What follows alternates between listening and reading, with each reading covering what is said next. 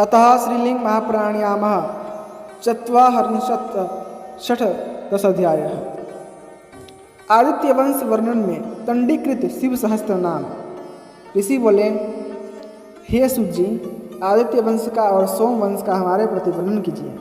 सूत जी बोले, अदिति ने कश्यप ऋषि के द्वारा आदित्य नामक पुत्र को उत्पन्न किया। आदित्य की 4 पत्नी हुई। वे संज्ञा, रागी, प्रभा, छाया नाम वाली थी। संज्ञा ने सूर्य के द्वारा मनु को उत्पन्न किया। रागी ने यम, यमुना और रैवत को पैदा किया। प्रभा ने आदित्य के द्वारा प्रभात को पैदा किया। छाया ने सूर्य से सावर्णी, शनि, तप्ती तथा वृष्टि को पैदा किया। छाया अपने पुत्र से भी ज़्यादा यम को प्रेम करती थी। मनु ने सहस्का और क्रोध में आकर दाहिने पैर से उसे मारा। तब छाया अधिक दुखी हुई और यम का एक पैर खराब हो गया, जिसमें राध, रुधिर और कीड़ा पड़ गए। तब उसने गोकर्ण में जाकर हजारों वर्ष शिव की आराधना की। शिव के प्रसाद से उसे पितृलोक का आधिपत्य मिला और श्राप से छूट गया। प्रथम मनु से 9 पुत्र पैदा हुए। ये इक्ष्वाकु, नभग, धृष्णु, श्यार्ति, नारिष्यंत, नाभाग, अरिष्ट, करुष, पृषौध्र थे। इला, ज्येष्ठा, वरिष्ठा ये पुरुषत्व को प्राप्त हुई। ये मनु की पुत्री थी। इला का नाम सुधिम्न हुआ। मनु या सुधिम्न नाम का पुत्र सोमवंश की वृद्धि करने वाला हुआ। उत्कल, गय, विनीताश्व नामक इसके पुत्र उत्पन्न हुए। हरिश्व से दृश्यदवती में वसुमना नाम का पुत्र हुआ। उसका पुत्र त्रिधनवा नाम का हुआ। ब्रह्मा पुत्र तंडी के द्वारा वह शिष्यता को प्राप्त हुआ। ब्रह्मापुत्र तड़ित ने शिव सहस्त्र नाम के द्वारा गणापत्य पदवी को प्राप्त किया। ऋषि बोले, हे सूत जी, शिव जी के सहस्त्र नाम को हमारे प्रति वर्णन करो, जिसके द्वारा तंडी गणापत्य पद को प्राप्त हुआ। सूत जी बोले, हे ब्राह्मणों, वह 108 नाम से अधिक 1108 नाम वाला वह स्तोत्र मैं तुम्हें कहता हूँ, सो सुनो। तब सूत जी ने शिव के स्थिर, स्थाणु, प्रभु, भानु, प्रवर, वरद, सर्वात्मा, सर्वविख्यात, सहस्त्राक्ष, विशालाक्ष, सोम, नक्षत्र, साधक, चंद्र, शनि, केतु, ग्रह इत्यादि 1108 नाम वाला वहाँ महापुण्यकारक स्तोत्र सुनाया, जिसको पढ़ने तथा ब्राह्मणों को सुनाने से 1000 अश्वमेध यज्ञ का फल प्राप्त होता है। ब्रह्म हत्या, शराब पीने वाला, चोर, गुरु की सैया पर समन करने वाला, शरणागत घाती, मित्र विश्वासघातक, मातृ हत्यारा, वीर हत्यारा, भ्रूण हत्यारा आदि घोर पापी भी इसका शंकर के आश्रय में रहकर तीनों कालों में 1 वर्ष तक लगातार जप करने पर सब पापों से छूट जाता है। अतः श्रीलिंग महाप्राणायामः 4 संपूर्णम्। अतः श्रीलिंग महाप्राणायामः 5 षष्ठदशाध्यायः। सोम वंश के कथन में धनवा का और ययाति का चरित्र वर्णन।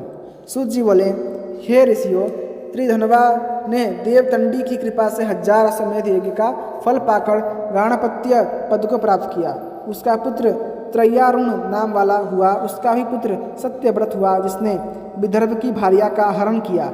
चूँकि उसने बिना पाणी ग्रहण मंत्र आदि से उसका हर लिया था, इससे उसके पिता ने उसे त्याग दिया। पिता के द्वारा निकले जाने पर वह पिता से बोला कि मैं अभी कहाँ रहूँ, तो पिता ने कहा कि तू चंडालों में जाकर रहे। ऐसा कहकर पिता तो जंगल तप हेतु चला गया। वह सत्यव्रत सर्वलोक में त्रिशुंग के नाम से विख्यात हुआ। विश्वामित्र ने उसे पिता के राज्य पर बिठाकर यज्ञ कराया और उसे शरीर सहित स्वर्ग भेजा। उसकी भार्या ने हरिश्चंद्र नाम का पुत्र उत्पन्न किया। उसके भी एक पुत्र हुआ, जिसका नाम रोहित रखा गया। उसी वंश में सगर हुआ। सगर की 2 भार्या थीं, प्रभा और भानुमति। प्रभाव के 60,000 पुत्र हुए और दूसरी भानुमति के केवल एक ही पुत्र हुआ, जिसका नाम असमंजस था। सगर के 60,000 पुत्र पृथ्वी को खोदते हुए कपिल मुनि के हुंकार से दग्ध होकर मर गए। असमंजस का पुत्र अंशुमान, उसका पुत्र दिलीप और उसका पुत्र भगीरथ हुआ, जिसने तपस्या करके पृथ्वी पर गंगा का अवतरण कराया। भगीरथ का पुत्र श्रुत हुआ। उनका नभाग का अम्बरीश पुत्र हुआ। ये इक्ष्वाकु कुल के ही राजा हैं। इसी वंश में राजा दीर्घबाहु हुआ। उसका पुत्र दिलीप दिलीप का रघु, रघु का अज और अज का दशरथ पुत्र हुआ। दशरथ के राम, लक्ष्मण, भरत, शत्रुघ्न 4 पुत्र हुए। राम के लव और कुश 2 पुत्र हुए। राम ने रावण को मारा और पृथ्वी पर 10,000 वर्ष तक राज्य किया। ये इक्ष्वाकु वंश में होने वाले सभी राजा रुद्र के भक्त थे। सभी पाशुपत ज्ञान का अध्ययन करके यज्ञ द्वारा शिव को प्रसन्न कर स्वर्गवासी हुए। पुरुरवा नाम का एक शिव भक्त राजा हुआ जिसके वंश में नहुस हुआ। नहुस के 6 पुत्र हुए जिनके नाम यति, ययाति, संपाति, आयाति, अंधक, विजाति थे। ज्येष्ठ पुत्र यति तो मोक्षार्थी होकर ब्रह्म में लीन हो गया। 5 में सबसे श्रेष्ठ ययाति था। उसकी देवयानी शुक्राचार्य की पुत्री और शर्मिष्ठा विश्ववर्मा की पुत्री 2 भार्या थीं।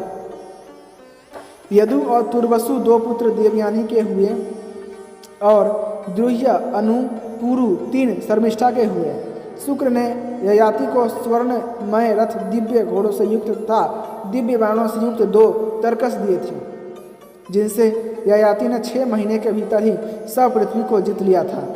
ययाति ने छोटे पुत्र पुरु को राज्याभिषेक करने की तैयारी की। तब ब्राह्मणादि सभी वर्ण के मनुष्य कहने लगे कि बड़े पुत्र यदु के होते हुए छोटे पुत्र शुक के दौहित्र देवयानी के पुत्र को क्यों अभिषेक करना चाहते हो। ये सब ब्राह्मण उसे धर्म की बात समझाने लगे कि हे राजा, तुम धर्म का पालन करो। तथा श्रीलिंग महापुराणयामः पंचशतों अध्याय संपूर्ण। इसी के साथ श्रीलिंग महापुराण का 65वां अध्याय समाप्त हुआ। यथा श्रीलिंग महापुराणयामः 6 अध्याय है। सोम वंश के वर्णन में ययाति का चरित्र। ययाति बोला, ब्राह्मणों, आप सभी मेरी बात सुनिए, जिससे मैंने अपने बड़े पुत्र को राज्य नहीं दिया है। मेरा ज्येष्ठ पुत्र यदु ने मेरी आज्ञा का पालन नहीं किया। जो विपरीत मति वाला हो वह पुत्र नहीं है, ऐसा संतों का मत है। माता पिता की आज्ञा पालन करने वाला पुत्र ही प्रशंसा का पात्र होता है। छोटे पुत्र पुरु ने मेरी आज्ञा का पालन किया तथा विशेष रूप से माना है। उसने मेरी जरा बुढ़ापे को धारण किया है तथा शुक्राचार्य ने भी ऐसा ही वरदान दिया था कि जो तुम्हारे बुढ़ापे को धारण करेगा वही राज्य का अधिकारी होगा। इसलिए आप जान ले कि पुरु राज्य का अधिकारी है। इसी बोले, जो पुत्र गुणों से संपन्न हो तथा माता पिता की आज्ञा मानने वाला हो वह छोटा होने पर भी राजा बनने योग्य है और सभी प्रकार के कल्याण को पाता है। अतः शुक्राचार्य के वरदान से वही राज्य का अधिकारी है, इसमें अन्यथा नहीं करना चाहिए। सूत जी बोले, इस प्रकार संतुष्ट हुए जनपद के द्वारा राजा ययाति ने अपने प्रिय छोटे पुत्र पुरु को राज्य में अभिषेक किया। दक्षिण पूर्व दिशा में शासन कर का भार वसु को सौंप दिया। दक्षिण दिशा में राजा ने बड़े पुत्र यदु को नियोजित किया। पश्चिम दिशा में दुह्य नामक पुत्र को तथा उत्तर दिशा में अनु को राज्य का भार सौंपा। इस प्रकार 7 द्वीपों और समुद्रों वाली पृथ्वी को राजा नहुस ने सौंप दिया। इस प्रकार राज्य देकर वह राजा प्रतिमान होकर उपदेश करने लगा कि सभी कामनाओं को इस प्रकार दबा कर रखना चाहिए, जिस प्रकार कछुआ अपने अंगों को अपने में समेट कर रख लेता है।